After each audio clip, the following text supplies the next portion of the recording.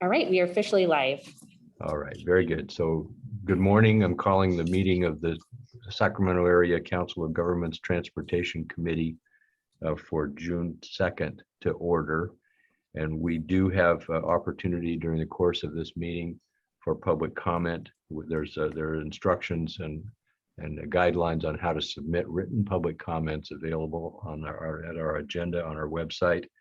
And we will have, this is a meeting that's being held hybrid. So we have some of our colleagues are in person in the board chambers in Sacramento, and others are participating remotely. So as the meeting unfolds, we will consider as a part of our consent agenda authorization for us to proceed in this fashion. We also will, because of the hybrid nature, colleagues, please give us a little patience if for some reason we haven't recognized you. If you're in the room, Renee will help us keep track of that.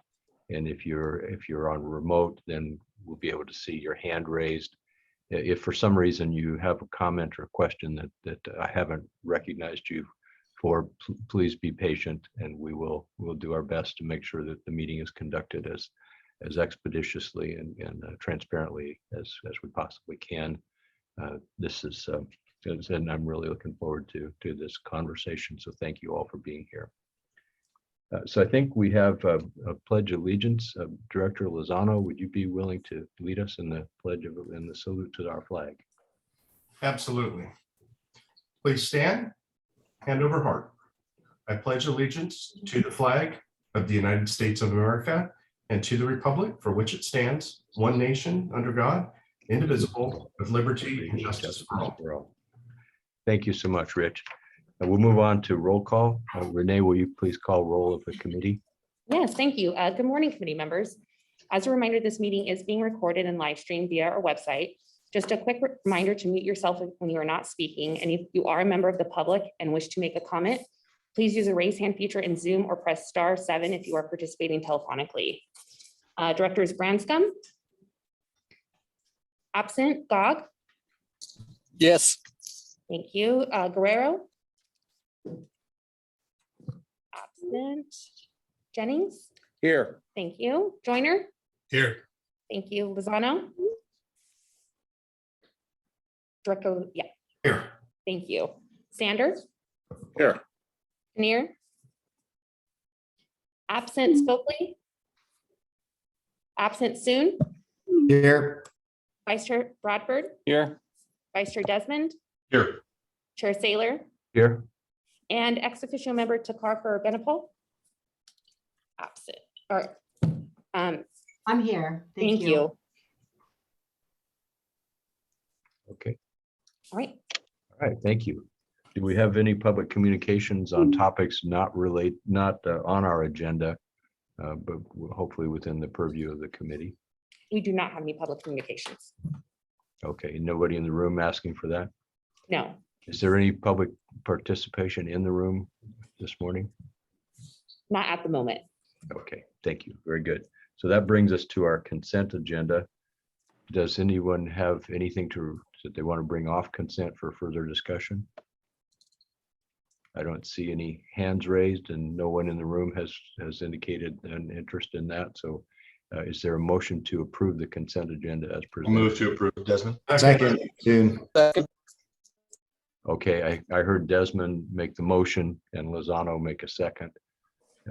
Let's go ahead and take the roll call vote because of the hybrid nature of the meeting. All right. Thank you. Directors Branscombe? Absent. Gog? Director Gog, can you indicate your vote? All right. I'll go ahead and come back to him. Guerrero is absent. Jennings? Yes. Joyner? Yes. Lozano? Aye. Sander? Aye. Chenier is absent. Spokely? Absent. Soon? Aye. Thank you. Vice Chair Bradford? Aye. Vice Chair Desmond? Aye. Chair Saylor? Aye. All right, motion carries. Very good. We're going to now adjourn from the Transportation Committee meeting and open the CVR Safe Committee, which has a separate agenda. The roll call will stand for CVR Safe. We have an item before us for public comment on CVR Safe. Is there any public comment on that topic? We do not have any public communications for that item. Okay, very good. So that brings us to the consent agenda for CVR Safe. Is there anything to remove from the consent agenda? I don't see anyone asking for that. So is there a motion to approve the consent agenda for CVR Safe? Joyner moves approval. Thank you, Paul. Is there a second? Second. Oh. Okay, I think I heard Paul, Director Joyner made the motion, Director Desmond, or Vice Chair Desmond made the second. Please call roll on the consent agenda and the CVR Safe agenda. Okay, David, are you playing a video game? We're hearing some really interesting. I am typing comments on something, yes, but it's not a video. Unfortunately, if somebody has a suggestion. No, not a video game. all right, Directors Branscombe, absent, Gog. Director Gog, can you indicate your vote?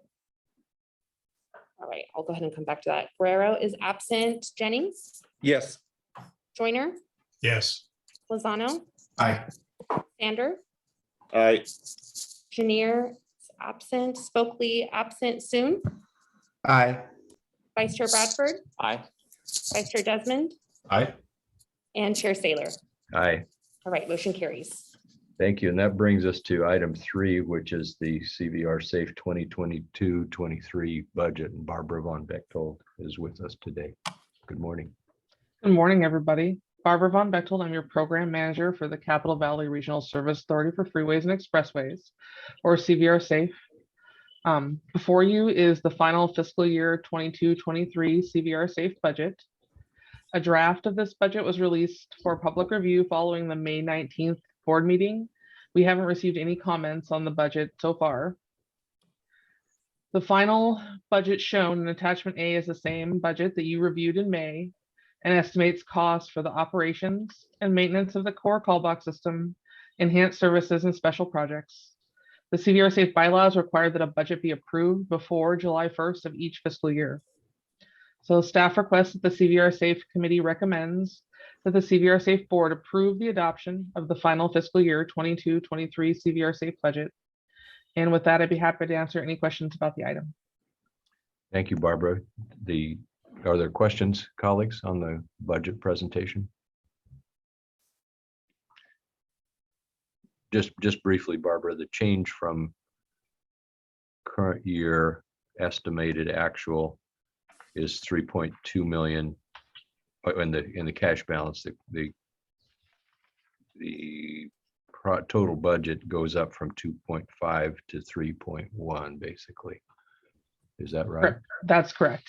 Okay, very good. So if we recommend adoption of this, then it goes to the board. Yes, Yeah, that's correct for yeah. final approval. Okay, very good.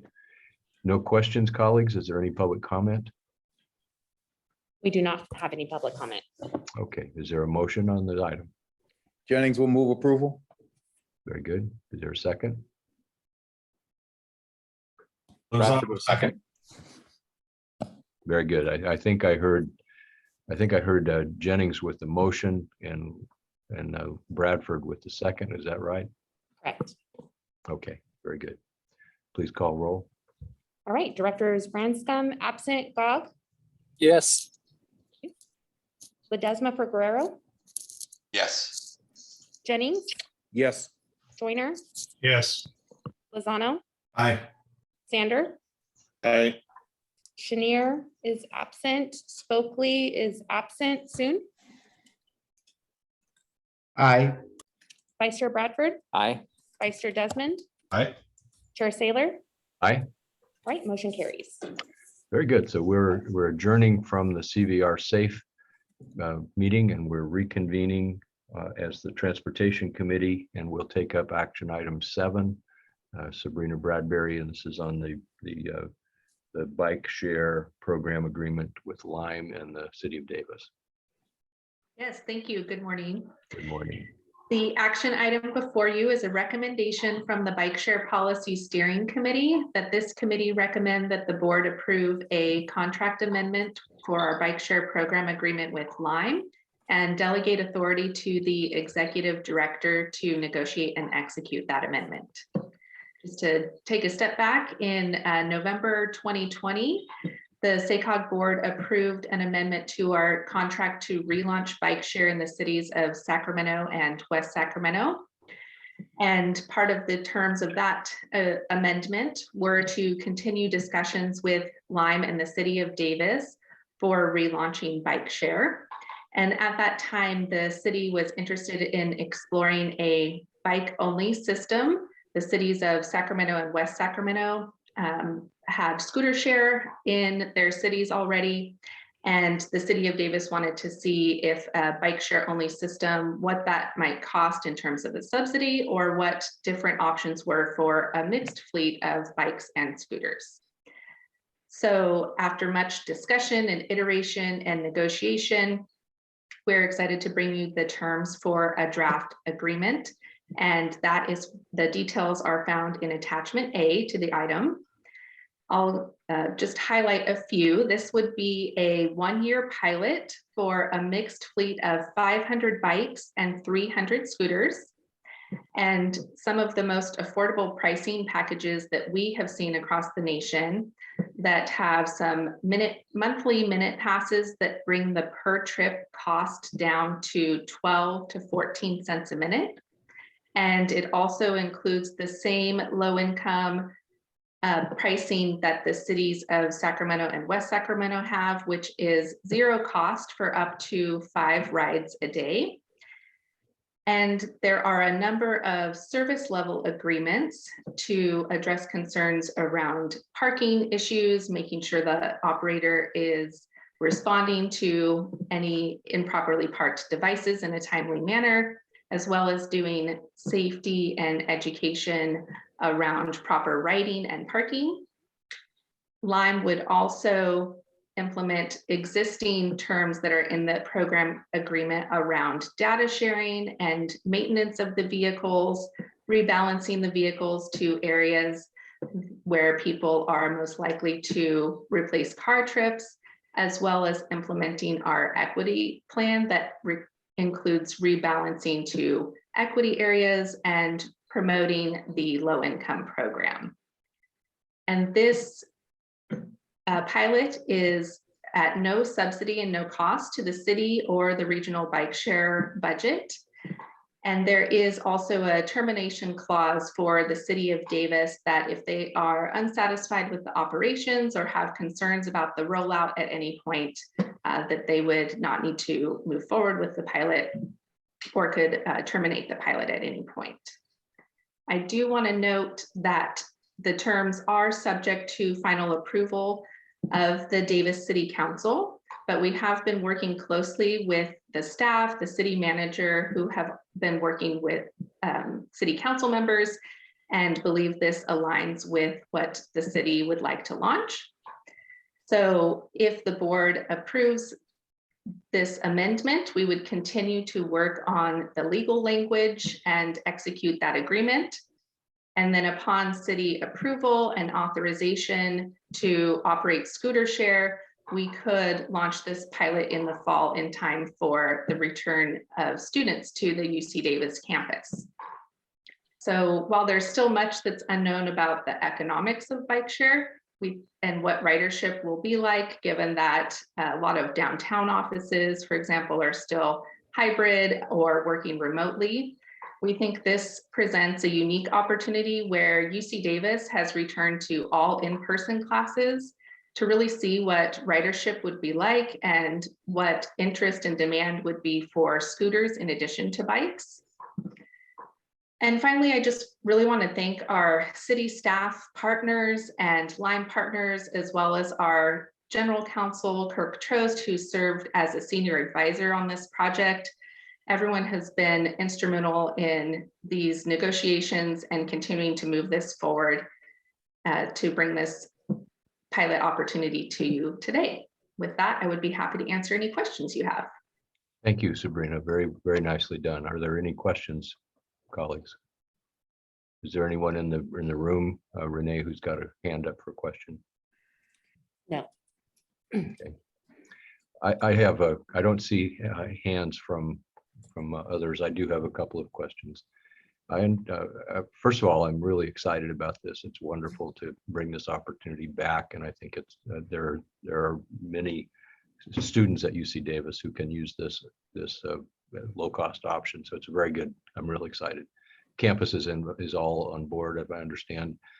Can you talk about the geofencing? Are you aware of that aspect of this, and can you share what that means? There are geofencing capabilities for things like no parking areas or no ride zones. And that will be really determined between the city and UC Davis in terms of, and they can even do slow ride zones.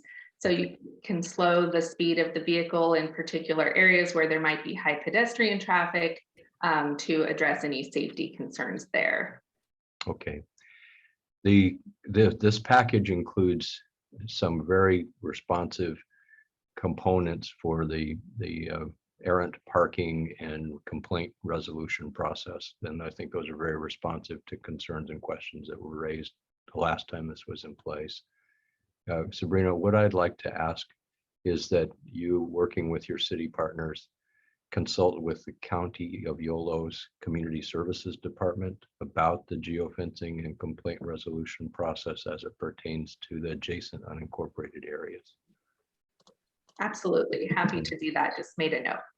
Okay, and that can be part of the final contract discussions. My hunch is it's going to be pretty minor, but making sure that we don't create a circumstance that would be untenable.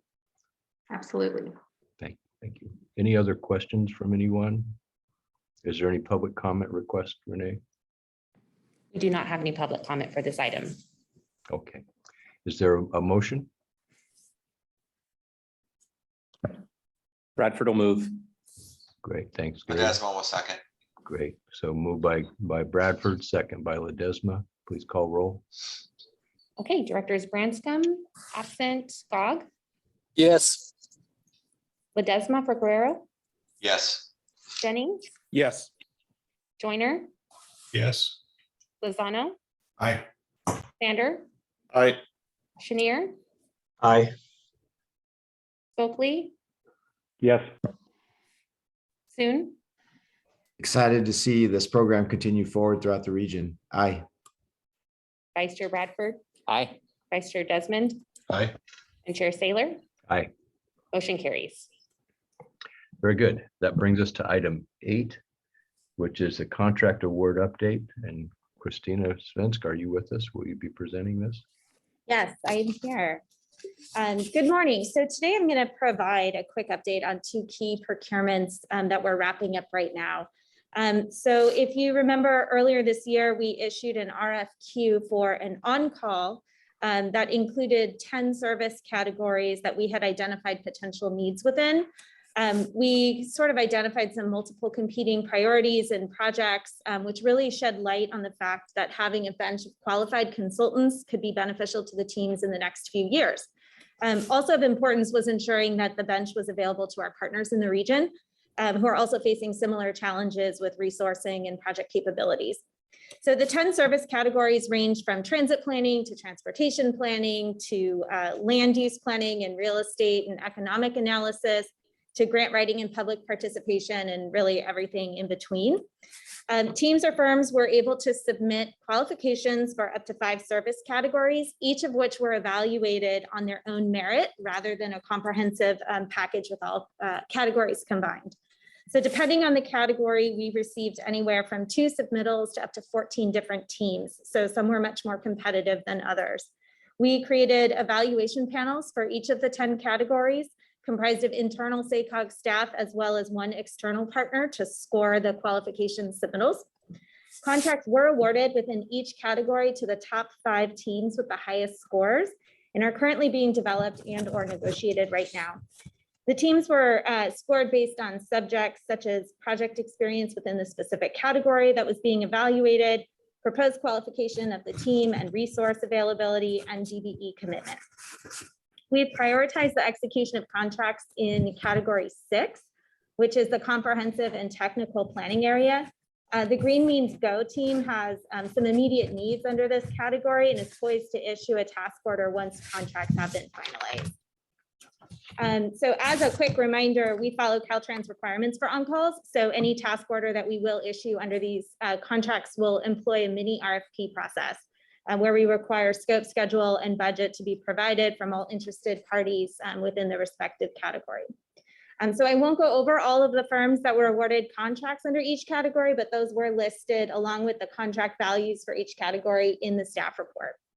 In total, the value of the bench is up to $25 million, but the actual utilization and task order values will be dependent upon the specific work that's identified over the contract periods. So the regional transit network study is the other procurement that we are just about finished with. So in March of this year, we released an RFP for a regional transit network plan, which is the first implementation step for the next gen transit work. And to recap, the study will look at developing a high capacity network across the region to address some of the key connections and longer distance travel needs that were identified in the next gen study. In response to the RFP, SACOG received 3 strong proposals led by TMD out of San Diego, Jacobs, and Arup. We convened an evaluation panel that once again included SACOG staff and an external partner to review and score written proposals. The panel decided that interviews with all 3 teams would be beneficial to the decision-making process, so we conducted those once the written scores were completed. After the interviews, the panel unanimously decided to award the contract to the Jacobs team. The panel felt that that team would provide the best approach and value to the project. That team included Nelson Nygaard to provide some technical planning and visioning work, as well as Kearns and West for stakeholder and public outreach. So we're currently in contract execution with the Jacobs team and plan to hold a project kickoff between SACOG and the consultant in the next week or so. So we're very excited to begin that study as well as access that consultant bench for the on-call for the important work we'll be doing over the next week. And I'd be happy to answer any questions or provide additional information if needed. Thank you. Thank you, Christina. Are there questions? Questions in the room? Oh, We do not have any board members with their hands raised in the room. and no hands raised here. This is for information. Are there any public comments? We do not have any public comment for this item. Okay, so thank you, Christina. We'll move forward. We'll move to item 9, which is the blueprint 2024 blueprint, transportation investment nominations and next steps. Binu Abraham, are you here? Yes, there you are. Yes, I'm here. Good morning, and it's good to see everybody in person. Today, I have a transportation investment nomination informational item. This is the blueprint item. My name is Binu Abraham, and I'm the project manager for Blueprint, formerly known as the MTPACS, which is also the long range plan. So we are tag teaming today with Sam Shelton, who is going to be online, and there is a PowerPoint presentation. But before we go into the PowerPoint presentation, I just wanted to do a recap. SACOG recently completed the nomination process for the transportation projects for the 2024 blueprint, and we are providing an update on that. But I want to take a second to recap what we have done so far. Next slide, please. In February of 2022, SACOG board adopted a triple bottom line framework, which included the 3 E's: equity, economy, and environment. This is going to be the umbrella under which we will be evaluating the metrics and performance of how our plan is going to be performing. Next slide. I know I have shown this particular map or the timeline multiple times, and I just wanted to take a second to say where we are now. As I mentioned in February, the board adopted the policy framework, which included the triple bottom line, and that completed the phase 1. We are right now at phase 2, which includes 3 elements: a pathway framework, and the call for projects and the land use assumptions review, and development of the pathway framework and testing it. And then we are going to out for workshop. Right now, we are doing the pathway framework and the call for project. In March, the committee provided us feedback on what we are going to be looking at in the framework. We have narrowed down on 3 different pathways. Each of us will be focusing on a different element. The pathway is a scenario planning effort. These are tools that will help us to compare a wide range of futures. The first pathway that we narrowed down on is the outward expansion, which will emphasize outward growth and road and highway expansion. The second pathway, known as the compact growth and phased expansion, it's actually the replication of our current adopted MTPACS plan, but updated to existing conditions and market conditions. The third pathway, which is the inward expansion, will emphasize infill development and focus investment on the existing transportation system. These pathways will provide the board with a foundation on which a base investment decision and trade-offs can be looked at, and how different strategies impact the region and the performance of the regional transportation system. All the pathways will be focused on land use and transportation investments mainly, and how they interact with the triple bottom line. But we will be doing sensitivity testing because it's not just about transportation and land use. It also includes the technology, like the autonomous and connected vehicles, where we're looking at pricing and a whole slew of other elements like work from home and everything else. In April and May, we went out for call for projects for the transportation, and on the land use side, we send out our land use assumptions for review from our local agencies. We will be working with the local agencies to build and review the land use assumptions throughout the summer until July. But today I want to focus on the transportation project nomination, or the call for projects that we just completed. As part of this process, we asked agencies around the region to submit transportation project ideas, programs, and concepts to consider for the plan update. Sam is the transportation lead for this and the point contact. He's been working with all our local agencies and helping them get us the information in a timely manner. So he will be going over the summary and the key takeaways of what we learned.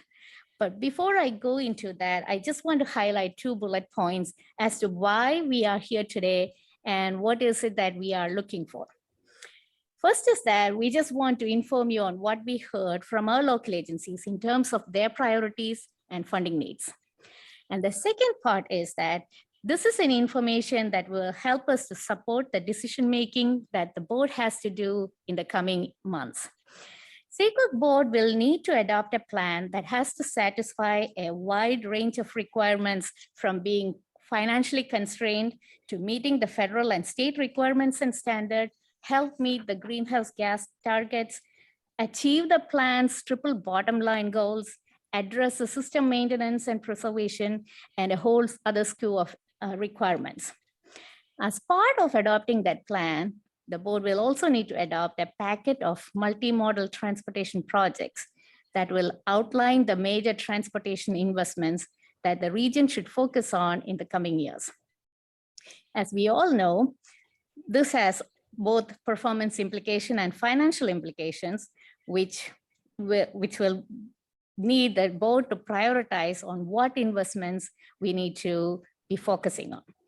Staff is looking for any direction, input, or feedback from the committee on further information and analysis that the staff can provide to support the board in this decision-making. And with that, I will turn it over to Sam to take us through the consolidated 3 key takeaways of our call for project. Good, thank you. Thank you, Benu. To help launch the effort on pathways, the transportation project nomination process asked our agencies from around the region who were responsible for building, operating, and maintaining our multimodal transportation system to submit their project ideas, their programs, their concepts to consider for the plan update. For the first time, we asked sponsors to use an interactive mapping tool to draw their projects and review relevant data on each of the Blueprint's 3 E's of equity, economy, and the environment, and provide additional details on their priorities, such as those priorities that are required that require competitive funding. We received some unsolicited feedback from staff who used the tool, which has been mostly positive. And this was version 1.0 that you see a screenshot on this slide. So what did we learn about the transportation priorities and the needs across the 6-county region? Well, it's still early in the plan development process to compare the initial project requests to the current adopted plan's final expenditure categories. But we wanted to share a bit of what we have learned. So this table compares the 5 major project categories from the adopted plan.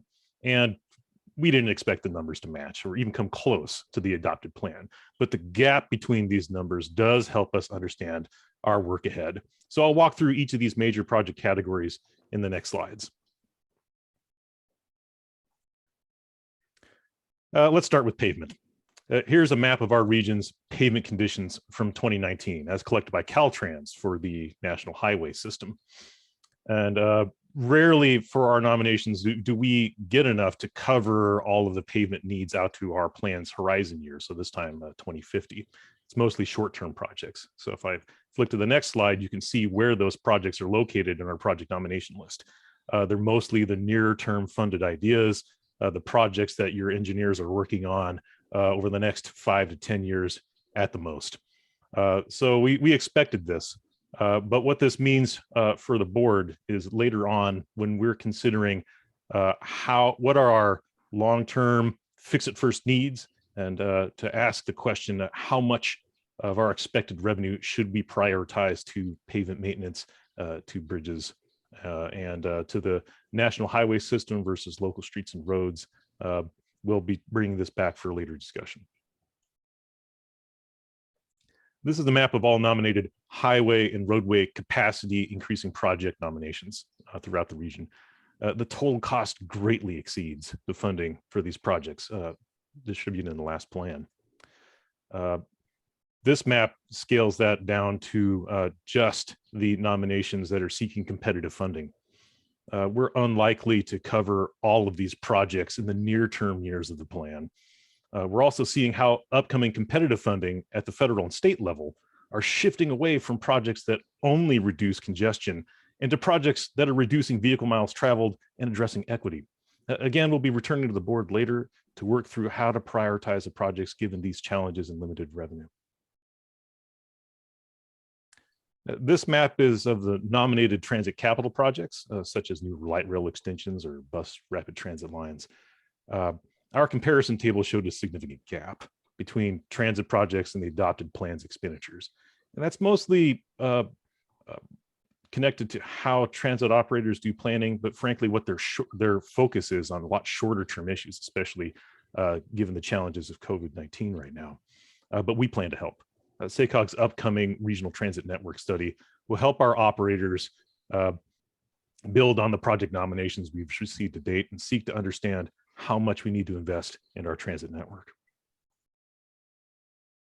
This is a map of our bicycle and pedestrian and technology and safety project nominations.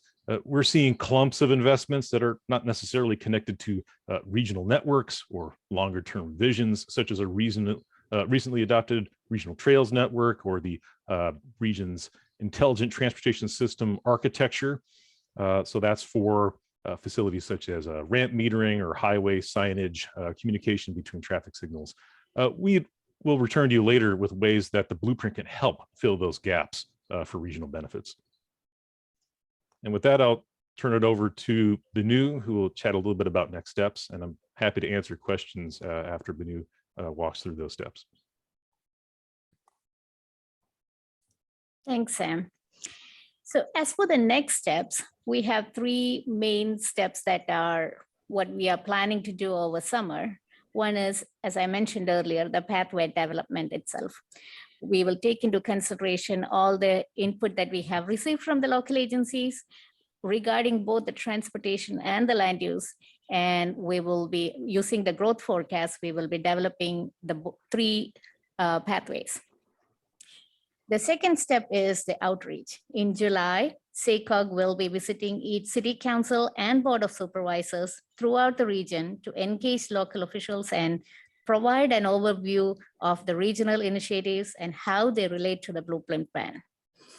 We also planning to hold public workshop, 8 of them, to engage with the public once we complete the pathway development.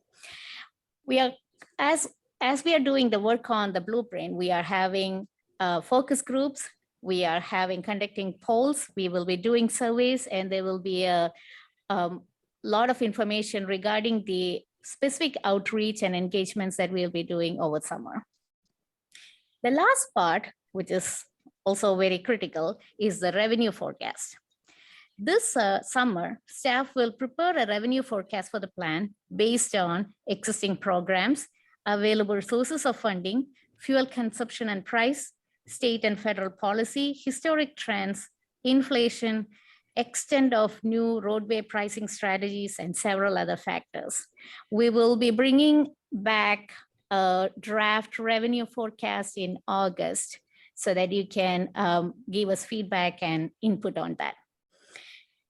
During the summer, the staff will be focusing on developing the pathways, and by fall, we will be doing the testing and bringing you results of that.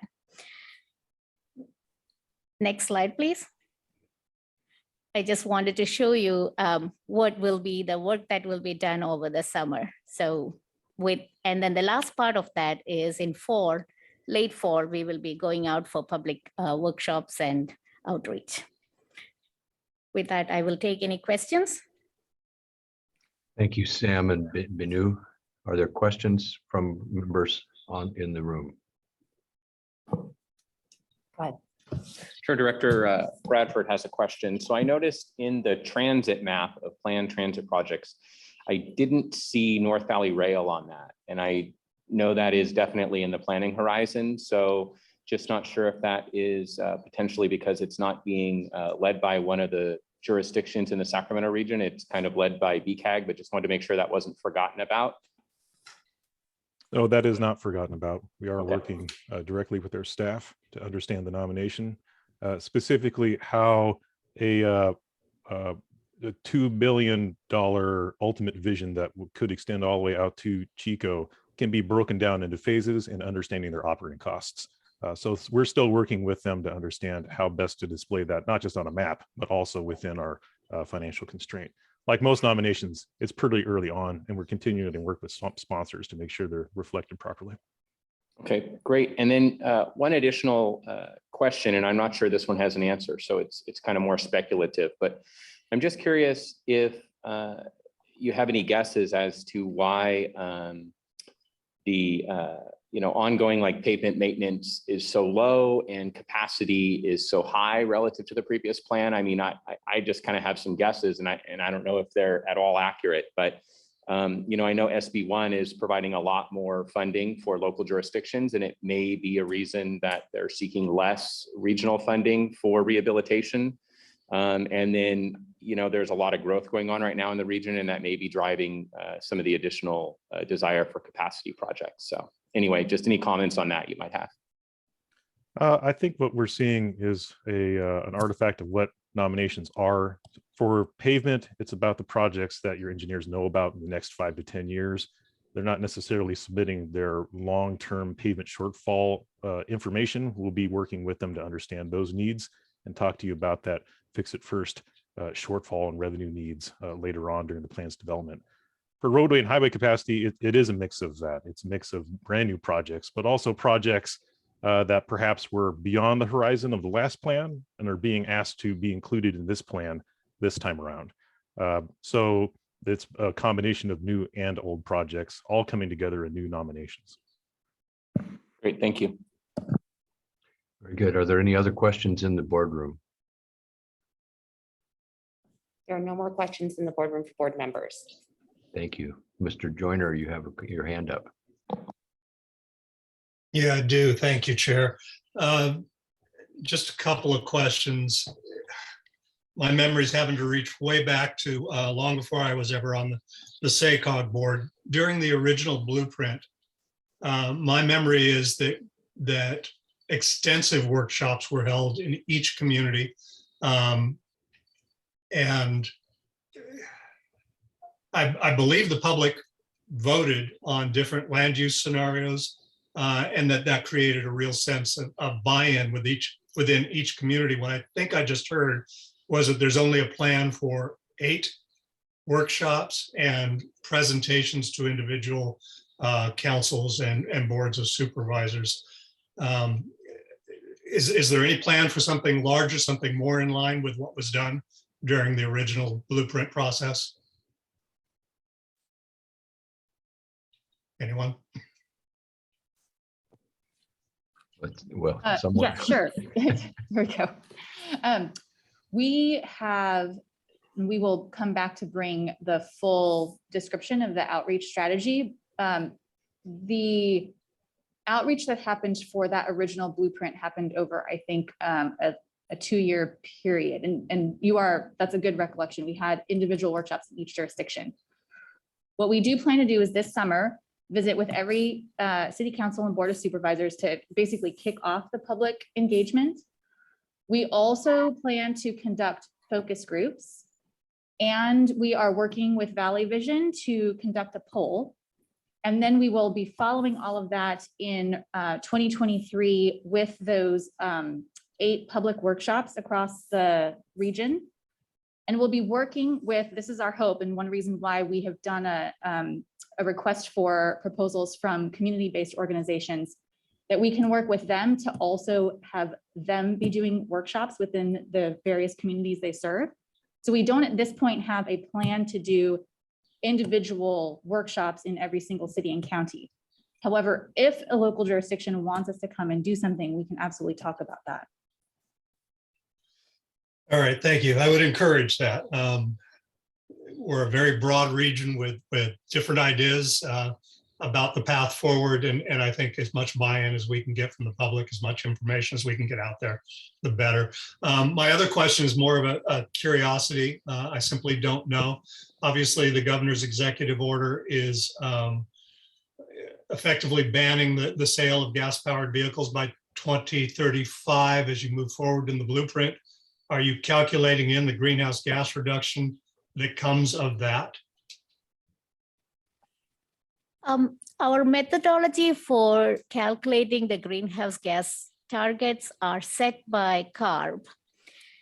We have to follow that methodology, and anything that is not pre-approved by CARB, we cannot take credit for. What we can do is we can see if we are doing beyond what the state is requiring us to do in terms of electric vehicle penetration and things like that. And if there is something that we are doing way beyond what the state is requiring us, then we can take credit for that. That would be like off the top. That wouldn't affect the methodology, but it would be like an off the top. We'll take a percentage of whatever the total vehicle miles traveled is. So I think what I'm understanding from that is that even though we should all be in this together to reduce greenhouse gas by 19%, if the state's taken an action, we don't get credit for the reduction that results from that within our region? Correct. Okay. So maybe Director Joyner, I can answer that question. So in the statewide scoping plan, there are different components for greenhouse gas savings that are assigned to different entities. And the regional targets that are set for SACOG relate to the relationship between transportation and land use. The state has already calculated in the savings that will occur as a result of the adoption of electric vehicles, and clean fuels. Our target is set independent of that and only relates to this relationship between land use and transportation. So it's already essentially baked into the modeling. So it's not that we don't get credit for it, it's already calculated in, and our target is set based upon an understanding of what impact those things will have on the environment. Does that make sense? Is that helpful? Yes, it makes sense. I don't know that it's helpful, but yes, it makes sense. Thank you. Very good. Thank you, Paul. I'll make a comment a little bit later about some of that public outreach effort. I think Director Lozano, did you have your hand up a minute ago? I did, but my question was answered. Thank you. Okay, thank you. Are there other questions from colleagues? We have I don't see any, so going once, going twice. We do have a public comment requested. We have a couple of public comments requested online. Are there any in the room? We do not have any in the room, but I am ready to allow Lynn Goldsmith to talk here in one moment. Very good. And I think we will have a 3-minute limit for. Yes, I will start the timer. As a reminder, if you're a member of the public and you're wishing to speak, you have 3 minutes, and I will let you know when your time is up. I will start the timer. Lynn, you are live and able to make your comment. Thank you. This is real quick. I just wanted to know if you ever offer an opportunity to comment in the chat, because sometimes we have questions regarding the presentations, and it's so much easier if we can ask the question in the chat. The second thing I was going to say is Sam Sheldon's comment about our bike facility master planning is so so true that it doesn't cover, it really isn't complete and isn't comprehensive and doesn't cover the whole area that we're planning for. So I really appreciate a better, finer look at the bikeway network and into underserved communities and routing. Okay, thank you. Thank you, Lynn. Appreciate the comment. Next public comment. Thank you. We have Woody Deloria, and I'm going to give him the opportunity to talk right now. Hi, Woody, you are live and able to make your comment. Thank you, Renee. Good morning, directors, Chair Saylor. I'm Woody Deloria with the El Dorado County Transportation Commission. I just want to applaud your staff, Benu. Has been working with our team here for the past year or so on this effort. As you know, EVCTC serves as the RTPA for the West Slope of El Dorado County, and our project list gets fed into your 20-year plan. And Benu and Sam have been working with our team here to make sure that those projects are integrated. We really appreciate that. There's often a give and take, and we understand that the diversity of the 6-county region and the challenges that Sam and Benu face with your 28 member cities and counties, making sure that all the needs are addressed within that fiscal constraint. So just wanted to applaud your staff and thank you for the coordination and collaboration and your leadership. Thank you. Thank you for calling in. Good to hear from you, Woody. I don't see other public comment. Are there any others, Renee? There are no more additional public comments for this item. So I want to make just a quick observation and then turn to James Corliss to close out. Paul Joyner's comment about the different kinds of outreach that have happened in these processes previously is very interesting, and that I did participate in that original blueprint set of scenarios, and it was quite riveting and exciting and engaging, and it just sort of rolled up into this large scale 1,500 people in attendance at the convention center in Sacramento, and a lot of on kind of state of the art in those days on kind of interactive polling of different options for various elements. That was a kind of groundbreaking engagement at the time.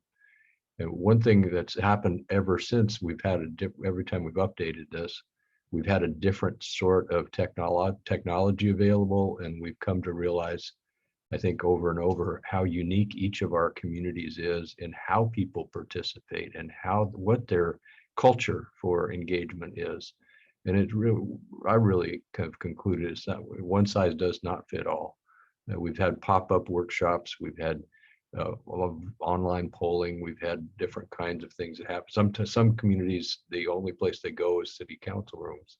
In other places, they never would think of go there, and they're at the farmers market. Or in Elk Grove, there was a downtown festival that we had a pop-up at, and one cycle, and then so it all kind of works. I'm excited and interested in what Casey has outlined in terms of the opportunities that are still under consideration for engagement. Really support Paul's statement that it would be good behoove us to make sure that we're reaching out effectively and understand that it does vary by community, and we do want a robust presentation on how that might work. That's my thoughts on it. James, do you want to land this airplane? I will certainly try. I appreciate the discussion, and the staff was really trying to figure out how do we even communicate what has come in on the nominations this morning, right? What's the bigger story here? And I think Director Bradford and others have been asking the right questions. Understanding the discrepancies, the budgets, everything else. So let me just back up to try to remind us how important this is. Obviously, this feeds into our long-range plan, which I've been saying a lot lately is probably one of the most important things we do as an agency, and honestly, one of the most complicated, right? And one of our challenges is to explain this to Director Joyner's point, to the public, right? To policymakers as best we can. Number one. Secondly, in terms of that explaining and those workshops, and I guess I appreciate the question, Director Joyner. And I think what you heard from Casey is, here's where we're starting with the outreach. That does not mean that's the sum total of it. We may be constrained a little bit more by time, as Casey said, but we don't want to miss opportunities to engage, right, with the region. And remember, in this plan, the reason that it's branded the 2024 Blueprint is because we really are trying very hard this time to not actually have a couple of different choices that look almost the same, but to actually try to articulate the choices that this region makes the next few years and that impact that it will have in 20 and 30 years, right? And really try to explain those and articulate them as we did back in the original Blueprint in 2002, 3, 4. And the final thing, and I think you all understand this, but it's just really worth understanding and repeating. It's a little bit like if we add up all your general plans and we look at all the growth, housing, the jobs, there is no way we will actually build that all out by 2035 or 2040, right? We are respectful of your general plans. They feed into our growth forecast, but we are operating under budgets. All kinds of budgets, a greenhouse gas budget, a financial fiscal constraint budget, right? And so this is a plan that is bound by many things that really should be thought of as a strategic document and a very constrained, it's a budget really with a constrained budget. And thus ensues, right, a lot of back and forth and a lot of challenges and a lot of conversations about what's in and what's out. And that's part of the job, and that is part of the plan. That's the way we have been doing this plan since the 2004 Blueprint. And that is now the way that we are required to do it all across the country, every regional planning agency. That is the law of the land, both federally and in the state of California. So I know that sounds like there's a lot of constraints and challenges, but I'm just trying to sort of pop back up to when we look at all those project nominations, we don't have the budget to cover that, right? So this is all about building a strategic transportation investment growth, air quality, right, plan for the future that hits our bigger goals. So this is just a first point of information on the transportation projects this morning. And I hope it came, I hope you got something from it, and there's a lot more to come. Thank you, James, very, very much. Appreciate it. I think some of the questions Gary raised about surprise in some ways about the different totals and the categories that came forward. I think that's a very interesting observation as well. All right, I think, are there any further comments on this before we move to the next item? Okay, very good. I don't see any. So that brings us to item 10. And item 10 is it's an information item. It's listed as an update on the proposed citizen transportation tax initiative in Sacramento County. And most of you, I think, were present at our May board meeting. And just want to remind you all that we had a fairly lengthy discussion in that meeting. Very robust. I think we all thought it was a substantive and really got at the core of who we are as a regional body. During that meeting, there was an interest from board members in getting updates that have come since then, and have that be a part of our committee meetings. You recall that there were some interest that the committee chairs Kozlowski and Zaragoza offered to participate in discussions. Chair Jennings subsequently convened the 3 policy committee chairs, myself, Kozlowski, and Zaragoza. And as just a brief update, with Rick's leadership, we are talking with the proponents of this initiative, and we hope that we have something more substantive before our full board meeting on June 16. And the goal that we're working with is to figure out a kind of navigate a path forward that allows the region to meet its greenhouse gas commitments and preserve access to state and federal funding that we rely on. So those discussions are in progress. We'll have more to share as we have something substantive hopefully in the near future. That's it for the informational update. Is there, James, do you have anything you'd like to add to those comments? No, just appreciate leadership of the board and Chair Jennings, like you said, Director Saley. Okay. Any questions, colleagues? At this point, thank you. I very much appreciate your confidence in this, and we do appreciate Rick's leadership in getting this thing moving.